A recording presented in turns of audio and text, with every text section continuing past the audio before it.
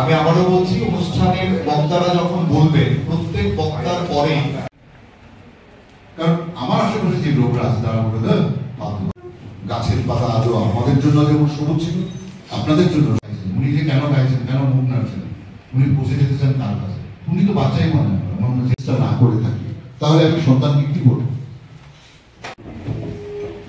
আমরা অন্য ভাবনায় আমাদের আজকের অনুষ্ঠানের সূচনা করছি। আমরা যখন আমি বা সর্বত্র ভোজ্য যে খাদ্য যেমনি করে মস্তিষ্ককে উন্নত করতে পারে না, তেমনি সর্বত্রগামী এই যে একটা বিষয়, এখানে একটি আনপড় লোকও দেখছে গাড়িতে বসে, গাড়িতে যে টুপিটা লাগানো আছে সেটা আমার চালক মহাশয় উনিও দেখছেন, আমিও দেখছি।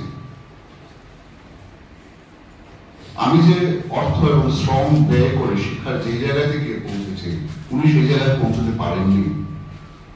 বাট ইভেন আফটার দ্যাট এটা ওকে কমিউনিকেট করছে। এটা হচ্ছে প্রথম ধাপ। যারা ভেবেছিলেন যে অডিও ভিজুয়াল আসার পরে প্রিন্ট মিডিয়া নষ্ট হয়ে যাবে, সেটা কিন্তু নষ্ট হয়নি। প্রিন্ট মিডিয়ার প্রতি আকর্ষণ চিরকাল থাকবে, আছে। যারা ভিতরে গিয়ে কোনো জিনিস দেখতে চায়, আরো গভীর ভাবে জানতে চায়, যেমনি করে তার পুস্তক পড়তে হয়, তেমনি করে প্রিন্ট মিডিয়া পড়তেই হবে। ওই সময়টাকে জানতে গেলে, ওই বিষয়টাকে জানতে গেলে, এর গভীরে যদি প্রবেশ করতে হয়, তাহলে অবশ্যই প্রিন্ট মিডিয়াকে আপনার জানতে হবে। আজকে মোদী কোন একটা দেশে গিয়ে পৌঁছে যাওয়ার প্রধানমন্ত্রী বা মুখ্যমন্ত্রী একটি সিদ্ধান্ত নিয়েছেন, অডিও ভিজুয়ালের সেই সংক্ষিপ্ত সময়ের মধ্যে তার কোন অ্যানালাইসিস নেই। সেখানে 5 জন লোক বসে টক শোতে তর্ক করতে পারে সেটাকে পরিষ্কার করবার জন্য, কিন্তু সেখানে হইচই বেশি। জ্ঞান বিষয়টা আপনি তখনই বুঝতে পারবেন আপনার দেশের নামে একটি সংবাদপত্রের এডিটোরিয়াল পেজ যদি আপনি বিহার নির্বাচনের পরের দিন পড়েন, তাহলে এখানে নির্দিষ্ট মতামত সেখানে থাকবে, একটা গভীর অভিনিবেশ সহ একটা বিশ্লেষণ সেখানে থাকবে, সেটা বুঝতে পারছেন। একটি ঘটনা ঘটলো, ওরা বললো কালকে সকালবেলা কামানচৌরি থেকে একটা আসা গাড়ি আর বটতলা থেকে আসা একটা স্কুটারের মধ্যে ভয়ানক সংঘর্ষ, সঙ্গে সঙ্গে দুজনের মৃত্যু, পুলিশ ঘটনাস্থলে। আপনারা দেখুন, আমার দেখাচ্ছে, আমার সাংবাদিক স্পটে আছে, গ্রাউন্ড জিরোতে আমার সাংবাদিক আছে। পরের দিন আপনি যখন সংবাদ মাধ্যমে, সংবাদপত্রে নিউজটা দেখবেন, সেখানে দেখবেন যে গাড়িটা কি গাড়ি, তার বর্ণনা, এদিক থেকে যে আসছিল স্কুটারে চলে বা বাইকে চলে, তার কতটা দোষ ছিল, সে রাস্তার কোন দিকে ছিল, সেটা পয়েন্ট ওয়াইজ আপনার সামনে তুলে ধরছে। অনেক বেশি বিস্তৃত বর্ণনা আপনি পাচ্ছেন ঘটনাটা, এবং পুলিশ কি বলেছে তার একটা বিশ্বাসযোগ্য বর্ণনা আপনি সেখানে। আমি সিম্পল এক্সাম্পল দিলাম, এটা বড় ক্ষেত্রে আরো বৃহৎ পার্থক্য চোখে পড়বে।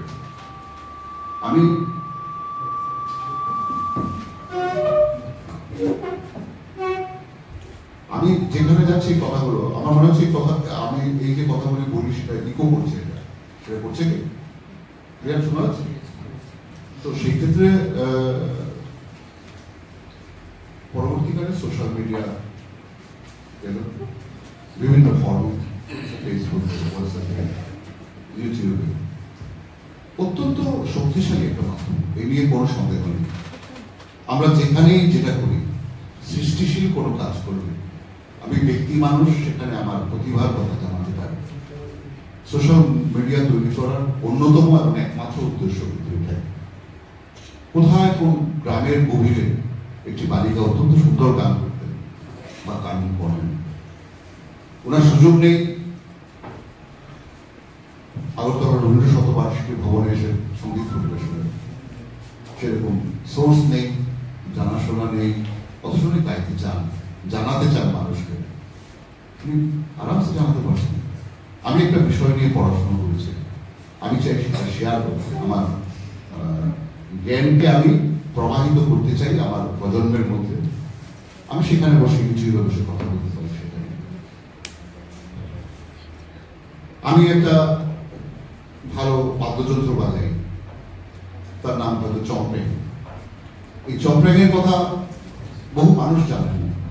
আমি চম্পেং এর জন্য বললাম যে এর উপর আমার একটা ডকুমেন্টারি ছবি আছে চম্পেং এর উপর। এই যে মানে অধুনা লুপ্ত প্রায় একটি বাদ্যযন্ত্র চম্পেং, ত্রিপুরা রাজ্যের জনজাতিদের অত্যন্ত প্রিয় বাদ্যযন্ত্র। একটু প্যাট্রোনাইজেশন পেলে এটি সেরা সরল হয়ে উঠতে পারত, কিন্তু সেটা হলো না, কারণ সেই অর্থে সেটা প্যাট্রোনাইজেশন পৃষ্ঠপোষকতা পায়নি। কেউ যদি মনে করেন যে চ্যাম্পিয়ন শুনবেন, সেটা উনি বাজিয়ে শোনাতে পারেন। এতে করে আমরা সবাই জানতে পারবো যে yes, there is a musical instrument which is known as champing. এমনি করে বহু অজ্ঞাতকে জ্ঞাত করবার জন্য বহু জিনিস যা হারিয়ে যাচ্ছে বা কিছুদিনের মধ্যে হারিয়ে যাবে, সেগুলিকে আমরা সামনে আনতে পারি সোশ্যাল মিডিয়ার মাধ্যমে। পাশাপাশি ভাবে আমি গালিগালাজ করতে পারি ইচ্ছে মতো মনের সুখে, আমি অশ্লীল কথা বলতে পারি মনের সুখে, যা প্রসঙ্গ নয়। আমি নতুন করে বেগুন ভাজা, যেটা সবাই পায়, সবাই জানে, আমার মতো মানে কি বলবো, রন্ধন কার্যে অভ্যস্ত মানুষও এই বেগুন ভাজাটা করতে পারে বা অমলেট একটা করতে পারে, কিন্তু আমি অমলেট করতে করতে সবাইকে দেখাবো।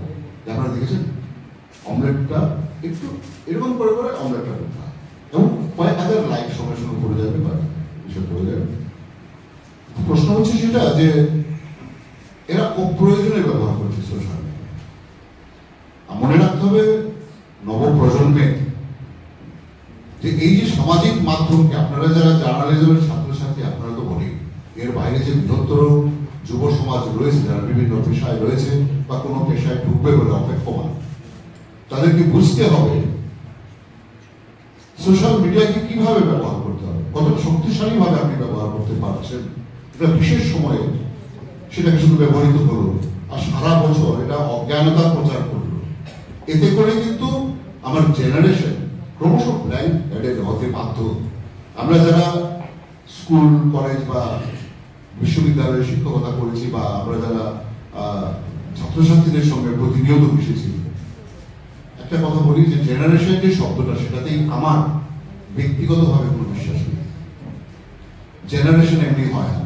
আজকে বহু জেনারেশন পেরিয়ে 3টে জেনারেশন অন্তত বটি আমি আজকের বয়সে এসে পৌঁছেছি। আমার দাঁড়িয়ে দেখেছে, চুল দেখেছে, আমার শরীর আগের মতো আর ক্রিয়াশীল নয়।